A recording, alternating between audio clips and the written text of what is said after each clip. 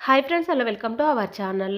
ఈ రోజైతే పంజాబ్ డ్రెస్ యొక్క టాప్ అయితే స్టిచ్చింగ్ చేద్దాం అనుకుంటున్నాను. ఇంతకుముందు వీడియోలో కటింగ్ అయితే పెట్టాను. ఇక్కడైతే మనం న్యూ మోడల్ నెక్ ఎలా డిజైన్ చేసుకోవాలో ఈ వీడియోలో అయితే చూపిస్తాను.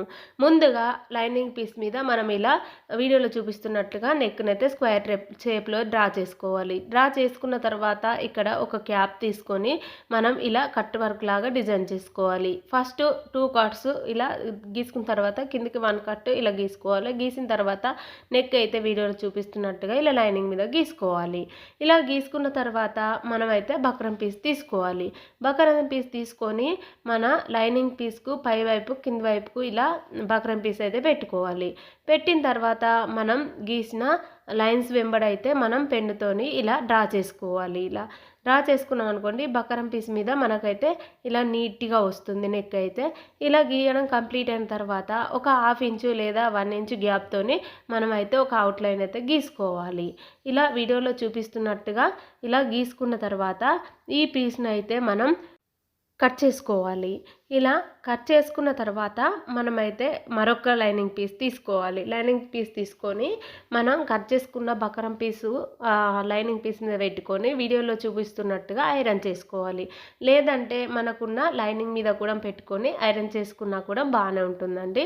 నేనైతే నెక్ కొంచెం స్టిఫ్గా ఉండడానికైతే ఇలా వేరే లైనింగ్ పీస్ అయితే తీసుకున్నాను. చూడండి, ఇలా లైనింగ్ పీస్ మీద పెట్టుకొని మనకైతే ఐరన్ బాక్స్ కొంచెం వేడిగా ఉన్నప్పుడే పెట్టుకోవాలండి. షైనింగ్ ఉన్నది లైనింగ్ పీస్ మీద పెట్టుకోవాలి. మామూలుగా ఉన్నది పైకైతే పెట్టుకోవాలి. ఇలా పెట్టుకున్న తర్వాత ఒకసారి ఐరన్ చేసుకుంటే సరిపోతుంది. ఇలా ఐరన్ చేయడం కంప్లీట్ అయిన తర్వాత మనం బకరం పీస్ కంటే ఎక్కువ లైనింగ్ పీస్ ఉంది కదా, అదైతే కట్ చేసుకోవాలండి. ఒక 1/2 ఇంచు వదులుకున్న తర్వాత మనం వీడియోలో చూపిస్తున్నట్టుగా ఇలా కట్ చేసుకోవాలి. ఇలా కట్ చేయడం కంప్లీట్ అయిన తర్వాత మనం 1/2 ఇంచు ఖర్చుతోని లైనింగ్ వదులుకున్నాం కదా, వీడియోలో చూపిస్తున్నట్టుగా ఇలా ఫోల్డింగ్ అయితే చేసుకోవాలి. ఫోల్డింగ్ చేసుకుంటూ ఒక స్టిచ్ అయితే వేసుకోవాలండి. ఇలా స్టిచ్ వేసుకున్నాం అనుకోండి, మనకైతే నీట్గా ఉంటుంది. లోపల వైపు కూడా ఖర్చులు కనిపించకుండా ఉంటాయి. ఇలా స్టిచ్చింగ్ చేయడం కంప్లీట్ అయింది. కంప్లీట్ అయిన తర్వాత ఇప్పుడైతే మనం అటాచ్ చేసుకున్న లైనింగ్ పీసు మెయిన్ పీస్ అయితే తీసుకుందాం. ఈ మన మెయిన్ పీస్కు ఆపోజిట్లో మనం కుట్టుకున్న బకరం పీస్ని అయితే పెట్టుకోవాలి. ఇలా వీడియోలో చూపిస్తున్నట్టుగా ఒక కట్స్ పెట్టుకున్న తర్వాత మనమైతే ఇలా మెయిన్ పీస్ మీద పెట్టుకోవాలి. పెట్టుకున్న తర్వాత ఇలా పెన్నులతో సెక్యూర్ చేసుకోవాలండి. ఇలా పిన్నులు పెట్టిన తర్వాత వీడియోలో చూపిస్తున్నట్టుగా పాదాన్ని పైకిలా పట్టుకుంటూ సూదిని కిందికి దించుకుంటూ ఇలా కట్ వర్క్ దగ్గర అయితే నిదానంగా స్టిచ్ చేసుకోవాలండి. మనం గీసిన పెన్ను గీతల వెంబడి మనం ఇలా ఒక స్టిచ్ చేసుకున్నాం అనుకోండి, నెక్ అయితే పర్ఫెక్ట్గా వస్తుందండి. మీరు కూడా ఎప్పుడైనా ఇలా ట్రై చేయండి. మనకైతే డ్రెస్సులు స్టిచ్చింగ్ చేయరని వాళ్ళు కూడా ఈజీగా స్టిచ్చింగ్ చేయొచ్చు ఈ మెథడ్లో. చూడండి, ఇలా స్టిచ్చింగ్ చేయడం కంప్లీట్ అయింది కదా. కంప్లీట్ అయిన తర్వాత మధ్యలో నెక్ ఉంది కదా, ఆ నెక్ మోడల్ను మనమైతే ఇప్పుడు కట్ చేసుకుందాం. మనం కట్ చేసేటప్పుడు మనం 1/2 ఇంచు ఖర్చులు వదులుకొని వీడియోలో చూపిస్తున్నట్టుగా నిదానంగా కట్ చేసుకోవాలి. ఇలా కట్ చేయడం కంప్లీట్ అయిన తర్వాత మధ్యలో టక్స్ ఇచ్చుకోవాలండి. టక్స్ ఇచ్చినప్పుడు మనం మూలాల దగ్గర మంచిగా మలుగుతుంది. అందుకోసమనే మనం ఇలా మధ్యలో కట్స్ ఇచ్చుకోవాలి. కట్స్ ఇవ్వడం కంప్లీట్ అయిన తర్వాత ఇలా మనమైతే రివర్స్లో తీసుకుంటే నెక్ అయితే నీట్గా పర్ఫెక్ట్గా వస్తుంది. స్టిఫ్గా కూడా ఉంటుంది. ఇప్పుడైతే మీకు చూపిస్తాను, చూడండి. ఇలా నెక్ మంచిగా పర్ఫెక్ట్గా తీసుకున్న తర్వాత దీనిపై నుండి ఒకసారి ఐరన్ చేసుకోవాలి.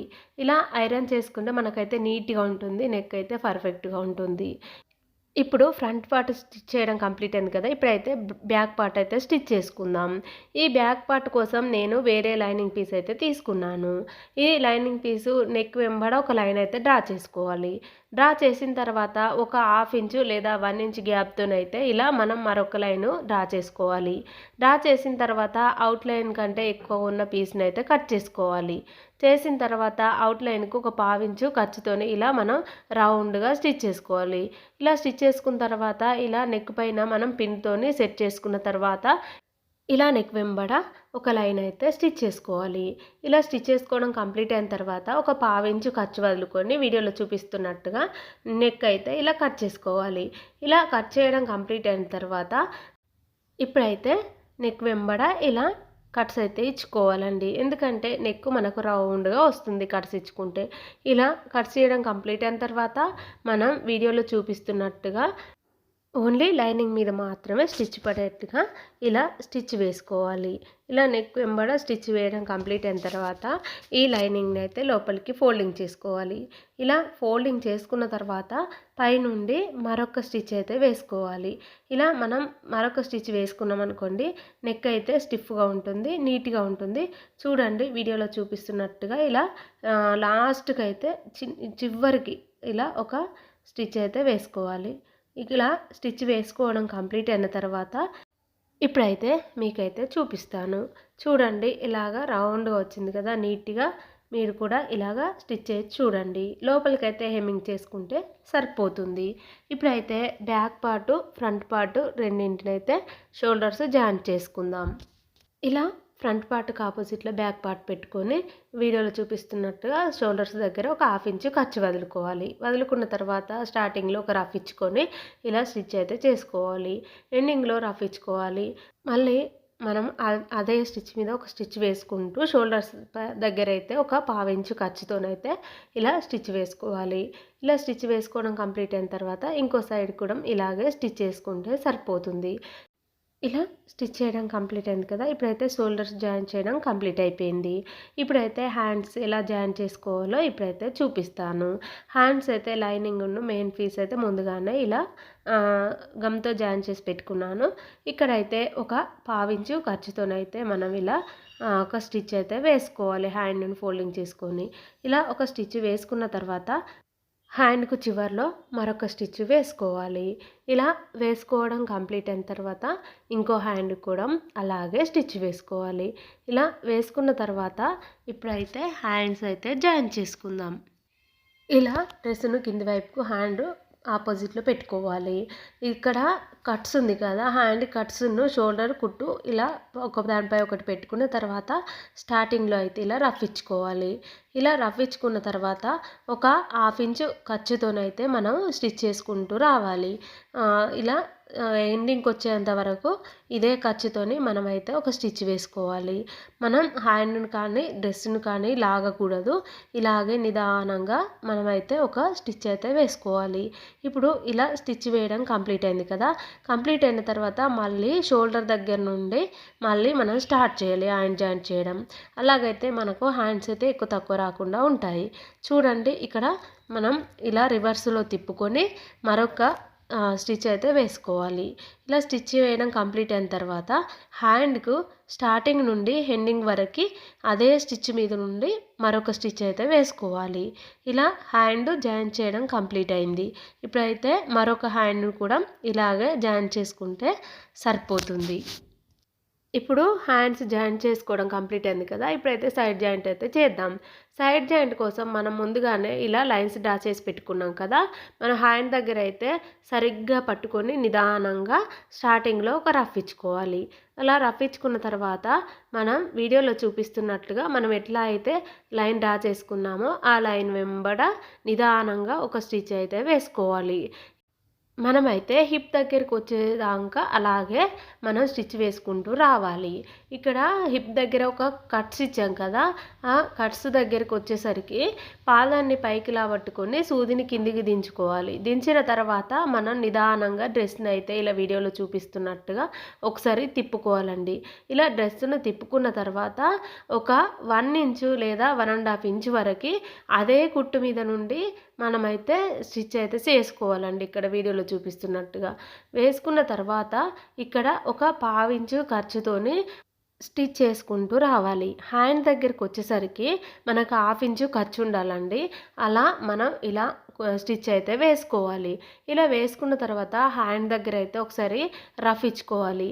ఇలా రఫ్ ఇచ్చుకున్న తర్వాత ఇప్పుడైతే ఈ డ్రెస్ను బయటకు తీసి ఇప్పుడు మనం కట్స్ అయితే వేసుకుందాం. ఇంతకుముందు 1 ఇంచు ఖర్చుతోని మనం ఒక లైన్ డ్రా చేసుకున్నాం కదా, అలా లైన్ మీద ఇలా ఒక ఫోల్డింగ్ అయితే చేసుకోవాలి. వీడియోలో చూపిస్తున్నట్టుగా ఫోల్డింగ్ చేసుకున్న తర్వాత స్టార్టింగ్లో అయితే ఒక రఫ్ ఇచ్చుకోవాలి.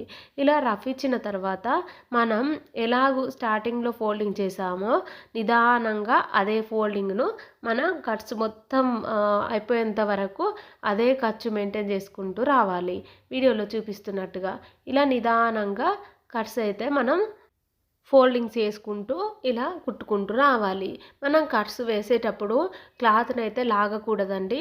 లాగకుండా అక్కడిదక్కడే మనం ఇలా ఫోల్డింగ్ చేసుకుంటూ రావాలి. ఒకవేళ లాగినామనుకోండి కిందికి తోకలాగా వస్తుందండి కట్స్ దగ్గర. అందుకోసమే ఇలా లాగకుండా క్లాత్ను కుదపకుండా మనం నిదానంగా ఇలా ఒక స్టిచ్ అయితే వేసుకోవాలండి. ఇలా స్టిచ్ వేసుకున్నాక మనం కట్స్ దగ్గరకు వచ్చేసరికి మనకు కుట్టు ఉంటుంది కదా కింద, మనం ఇప్పుడు డబల్ స్టిచ్ చేసాం కదా స్టార్టింగ్లో, ఆ స్టిచ్కు అంటే ఒక 1/2 ఇంచు పైకి ఇలా వీడియోలో చూపిస్తున్నట్టుగా నేనైతే ఒక మార్కింగ్ అయితే చేసి చూపిస్తాను. ఆ మార్కింగ్ దగ్గరికి మనమైతే ఒక స్టిచ్ అయితే వేసుకోవాలి. ఇలా స్టిచ్ వేసుకున్న తర్వాత మనం క్లాత్ని అయితే ఇలా సరి చేసుకుంటూ చూసుకోవాలి.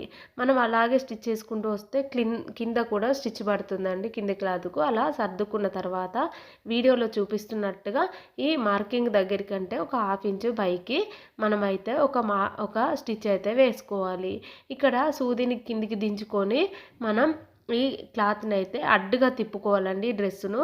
ఇలా తిప్పుకున్న తర్వాత మనం అడ్డుగా ఒక స్టిచ్ వేసుకోవాలి. ఇలా స్టిచ్ వేసుకున్న తర్వాత మనం మరొక సైడ్కు కట్స్ వేసేటప్పుడు అయితే నిదానంగా సర్దుకొని వీడియోలు చూపిస్తున్నట్టుగా ఇలా ఫోల్డింగ్ అయితే చేసుకోవాలి. ఇటు సైడ్ కట్స్ వేసేసరికి మనం పాదాన్ని కిందికి దించుకొని మనమైతే ఇప్పుడైతే అడ్డుగా ఒక స్టిచ్ వేసుకోవాలి. ఇలా స్టిచ్ వేసుకొని కట్స్ అయితే నిదానంగా వీడియోలో చూపిస్తున్నట్టుగా స్టిచ్చింగ్ అయితే చేసుకోవాలి. ఇప్పుడైతే మనం పాదం పైకి పట్టుకొని సూదిని కిందికి దించుకొని ఇలా కట్స్ సైడు మనమైతే ఇప్పుడు ఒక స్టిచ్ అయితే వేసుకోవాలి. మనం స్టార్టింగ్ నుండి ఎండింగ్ వరకు మనం ఇదే ఖర్చు మెయింటైన్ చేస్తూ రావాలండి మనం కట్స్ వేసేటప్పుడు. ఎందుకంటే మనం కిందికి వచ్చేసరికి కరెక్ట్గా ఉండాలి క్లాత్, లేకపోతే ఒక తోకలాగా వస్తుంది కింద కట్స్ అయితే. అందుకోసమనే మనం క్లాత్ను లాగకుండా డ్రెస్సును కూడా లాగకుండా నిదానంగా అక్కడిదక్కడే సర్దుకుంటూ మనం కట్స్ అయితే వేసుకుంటూ రావాలండి. చూడండి ఇలా కట్స్ వేయడం కంప్లీట్ అయింది కదా. కంప్లీట్ అయిన తర్వాత ఇక్కడ ఎండింగ్కి వచ్చేసరికి ఒక రఫ్ అయితే ఇప్పుడైతే కట్స్ స్టిచ్ చేయడం కంప్లీట్ అయింది కదా. ఇప్పుడైతే మీకు ఒకసారి అయితే చూపిస్తాను. ఇలా స్టిచ్ చేసుకుంటే ఎండింగ్కి వచ్చేసరికి కూడా మనకైతే కట్స్ నీట్గా వస్తాయండి. ఇప్పుడైతే మరొక స్టిచ్ అయితే వేసుకుందాం. మనం కట్స్కి అయితే చివర్లో ఒక స్టిచ్ అయితే వేసుకోవాలండి. స్టార్టింగ్లో ఒకసారి రఫ్ ఇచ్చుకొని ఇలా వీడియోలో చూపిస్తున్నట్టుగా మనం అదే ఖర్చు మెయింటైన్ చేసుకుంటూ మనం కట్స్ అయితే స్టిచ్ చేసుకోవాలి. ఈ కుట్టు వేసేటప్పుడు చాలా చివరకు వేసుకోవాలండి. ఇక్కడ మధ్యలో ఒక కట్ వచ్చింది కదా, ఇక్కడికి వచ్చేసరికి అయితే ఇక్కడ నేనైతే రఫ్ ఇస్తానండి. ఈ టిప్ అయితే బాగా యూజ్ అవుతుంది. ఎందుకంటే రఫ్ ఇస్తే మనం ఒకవేళ డ్రెస్ పై కూర్చున్నప్పుడైనా మనం కొంచెం పక్కకు జరిపోయినప్పుడైనా కానీ ఇక్కడ చిరగకుండా ఉంటుందండి. ఒకవేళ కొంచెం పట్టి లాగినా కానీ చిరిగిపోద్ది. అందుకోసం అయితే ఒక రఫ్ అయితే ఇచ్చుకోవాలి. ఇలా ఎండింగ్ వరకు ఇలా స్టిచ్ చేసుకుంటూ వచ్చి ఎండింగ్లో అయితే ఒకసారి రఫ్ ఇచ్చుకోవాలి. రఫ్ ఇచ్చిన తర్వాత మనం అడ్డుగా ఉన్న కింది వైపు కూడా ఒక స్టిచ్ వేసుకుంటే సరిపోతుందండి. మిగతా కట్స్ను కూడా ఇలాగే స్టిచ్ చేసుకుంటే డ్రెస్ మొత్తం స్టిచ్చింగ్ చేయడం కంప్లీట్ అవుతుంది. ఇప్పుడు డ్రెస్ నేను మొత్తం స్టిచ్చింగ్ చేయడం కంప్లీట్ అయింది కదా, ఎలా ఉందో మీకు అయితే ఇప్పుడు చూపిస్తాను. ఇంతటితో ఈ వీడియో కంప్లీట్ అయింది. మీకు నా వీడియో నచ్చిందనే అనుకుంటున్నాను. మీకు నా వీడియో నచ్చినట్లయితే లైక్ చేయండి, సబ్స్క్రైబ్ చేయండి, నా ఛానల్ను సపోర్ట్ చేయండి. Bye friends.